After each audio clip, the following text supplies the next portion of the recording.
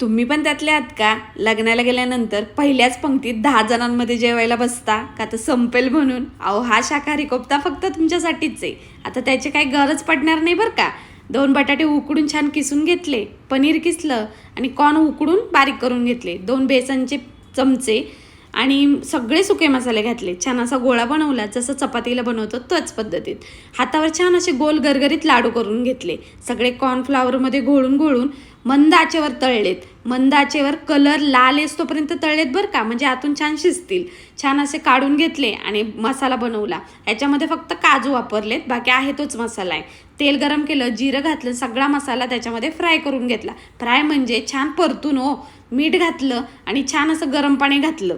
एका उकडीमध्ये बटर, कोथिंबीर, कसुरी मेथी सगळं घालून मस्त अशी उकळी आणून घेतली आणि सगळे बॉल ह्याच्यात पोहायला सोडून दिले. मस्त असा आपला ग्रेव्हीचा कोफ्ता तयार झाला.